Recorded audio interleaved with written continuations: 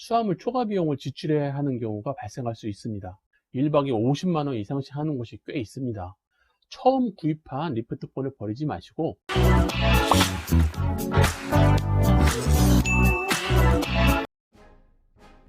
안녕하세요. 대한민국 스키투어 아놀드입니다.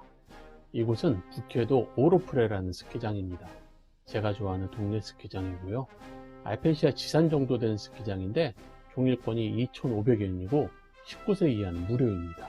이런 것도 정말 좋습니다. 여러분들 평생 스키투어 하는 비법 영상 다 보셨죠?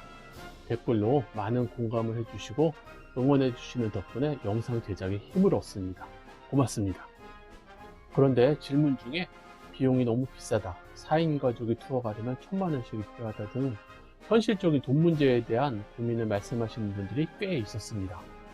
그래서 이번 영상에서는 어떻게 하면 더 저렴하게 가성비 좋은 숙소를 구하고 경비를 줄여가며 투어할 수 있는지 그 방법을 말씀드리겠습니다. 이 영상은 가성비를 최우선에 두고 이야기하는 것이니 럭셔리한 투어를 원하신다면 프리미엄 여행사에 요청하셔서 안내를 받으시면 좋을 것 같습니다. 자, 그럼 시작하겠습니다. 크게 5가지 관점에서 말씀드리겠습니다. 첫 번째는 장비입니다. 당연히 본인 장비를 준비해 가시는 것이 최선입니다. 일본에서 렌탈을 하면 일반 스키는 하루에 3,000엔 정도 하고요. 파우더 스키는 5,000엔 정도 하니까 자기 장비를 가져가면 그 비용이 필요 없게 됩니다. 물론 파우더 스키가 없다면 일반 카빙 스키를 가지고 가시고 전날 눈이 많이 내려서 파우더 상황이 된다면 하루쯤 렌탈해 보시는 것도 방법입니다. 우리나라도 최근에 스키 장비 가격이 엄청나게 올라서 쉽게 장만하기 어려운 상황이 되었습니다. 당근에서 중고 장비를 구하는 방법도 있고 일본 도쿄 진보초 같은 할인 매장에서 구하는 방법도 있습니다. 영상 설명에 진보초 가서 스키를 사는 방법을 링크 걸어두겠습니다. 두 번째는 항공료입니다. 어떤 항공사는 예약을 1년 전에 오픈하는 경우도 있지만 대부분 항공사는 6개월 전에 오픈합니다. 당연히 이때가 가장 저렴합니다. 저가 항공사가 상대적으로 저렴하지만 우리는 스키를 가져가기 때문에 수화물 초과 비용을 지출해야 하는 경우가 발생할 수 있습니다. 메이저 항공사들은 스포츠용품 1개를 무료로 보내주는 곳이 많으니 잘 비교해보시고 선택하시는 것이 좋을 것 같습니다. 저는 아시아나항공이나 ANA를 주로 이용하는 편입니다. 세 번째는 일본인의 이동 비용입니다. 일본 스키장은 크게 북해도와 혼슈, 본섬이죠. 그렇게 나눈다면 북해도는 공항에서 렌트하시면 되시고 혼슈 스키장들은 대부분 도쿄에서 신간센을 이용해서 접근할 수 있습니다. 첫날은 나가노, 센다이, 모리오카처럼 스키장 근처 역까지 들어가시고 역 근처에서 하루 숙박하시고 다음날 아침에 렌트를 해서 스키장으로 가시면 좋을 것 같습니다. 마지막 날은 오전에 스키를 타고 역으로 돌아가서 5시, 6시쯤 렌트카를 반납하고 저녁 기차로 도쿄를 들어가셔 숙박하시면 렌트카 비용을 조금 줄일 수 있을 것 같습니다.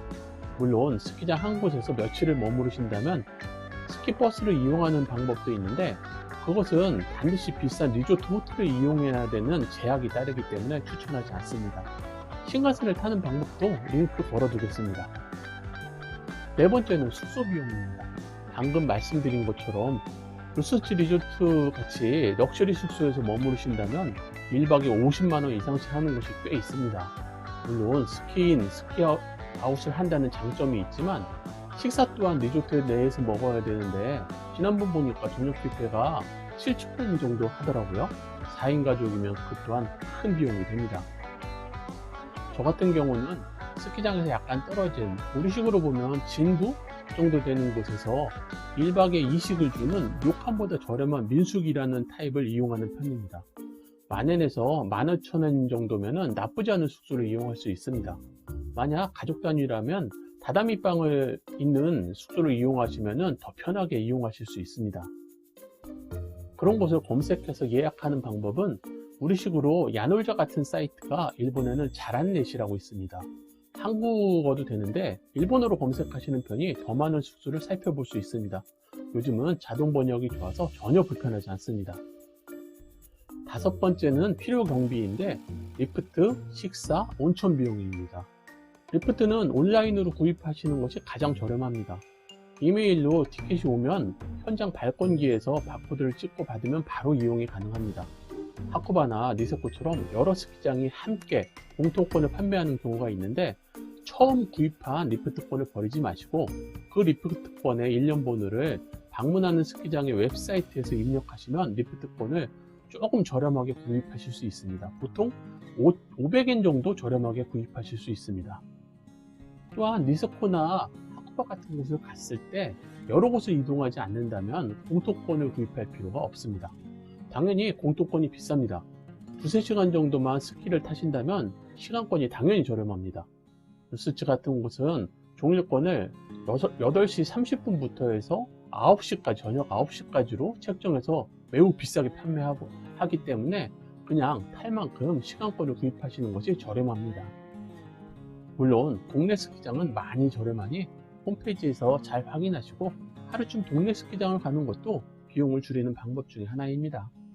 우리가 식사 비용 중에 가장 큰 비용이 들어가는 것이 저녁 비용인데, 우리나라도 4인 가족이 외식을 하면 20만원을 훌쩍 넘기는 경우가 종종 있습니다. 일본도 마찬가지입니다. 그래서 1박 2식 주는 민숙 같은 곳에서 저녁을 해결하신다면 비용을 많이 줄일 수 있습니다. 우리식으로 식사를 해먹을 수 있는 펜션 같은 곳도 있으니 그곳에 가는 것도 방법입니다. 일본에 스키 투어를 가시면 반드시 들려야 하는 곳이 온천입니다.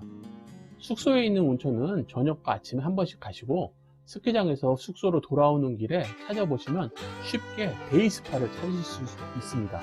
대부분 1000엔 정도의 입장료를 내고 이용할 수 있는데, 외부 풍광을 바라볼 수 있는 노천탕이 있는 곳이 많으니 잘 골라서 여러 곳을 경험해 보실 것을 추천합니다. 마지막으로 마무리하기 전에 조금 더 첨언하겠습니다. 위에 말씀드린 방법으로 다니려면 경험치가 축적되어야 가능합니다. 그러면 그런 경험치는 어떻게 축적할 수 있을까요? 1단계는 일본 투어를 계획하고 있는 동호회를 따라가는 방법입니다. 대부분의 동호회 투어가 무슨 캠프라고 하면서 일정을 짜는데 힘들기는 해도 가성비 위주로 짜이기 때문에 가장 저렴한 편입니다. 여기서 같이 다닐 만한 친구를 사귀시면 더 좋습니다. 2단계는 특별히 저렴한 패키지에 참여하는 방법입니다. 대부분의 스키 여행사에서 블로그를 가지고 패키지를 만들기 때문에 어떤 패키지는 절대 나올 수 없는 가격으로 판매되는 경우가 종종 있습니다. 특히 일본 내 지자체인 현에서 1인당 10,000원씩 지원하는 프로모션이 가끔 있는데, 그것이 여행사에 지원되면 정말 저렴한 가격에 패키지 여행을 다녀오실 수 있습니다. 3단계는 항공료가 저렴한 비수기에 후쿠오카 같은 큐슈 지역을 방문해서 렌터카로 여기저기 관광을 다녀보는 것입니다. 이렇게 시골에 있는 요칸이나 민숙 같은 곳에 온천 여행으로 운전하시면서 다녀보시면 어느 순간 운전도 익숙해지고 겨울철 운전도 두려움 없이 할 수 있게 됩니다. 이렇게 경험치를 축적하셨다면 충분히 부담 없이 편하게 스키 투어를 다녀오실 수 있습니다. 결론입니다. 가성비를 극대화시키는 방법은 무조건 어떻게든지 싸게 해보자, 이런 뜻이 아닙니다. 투어의 본질인 행복한 스키 투어 추억을 만드는 것에 영향을 줘서도 안 됩니다. 다만 신경 쓰기 귀찮아서, 이동하기 불편해서, 준비하기 힘들어서 그냥 돈으로 때우던 부분을 직접 조금 더 신경 쓰고 알아보며 준비해서 조금 더 가성비 있는 투어를 시도해보자는 의미입니다. 일본 니세코 같은 스키장에 땡스키로 가면 리프트 티켓을 구입하기 위해 줄을 50m씩 서 있는 사람들을 볼 수 있습니다. 클릭 몇 번으로 할인받고 이메일로 받은 QR을 찍으면 바로 티켓을 받는 자동 발권기가 옆에 있는데 20분씩 기다려서 정가 주고 구입하는 시체만로 호갱분들입니다. 여러분들은 이 영상을 보셨으니까 더 이상 호갱이 아닌 현명한 소비자로 일본 투어를 떠나시기 바랍니다. 자, 그럼 출발! 영상이 도움이 되셨다면 좋아요, 구독을 눌러주세요.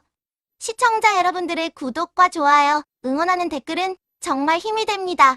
그런데요, 마음에 상처 주는 악플은 정중하게 사양해요. 은성이가 잉잉잉 하고 울어요.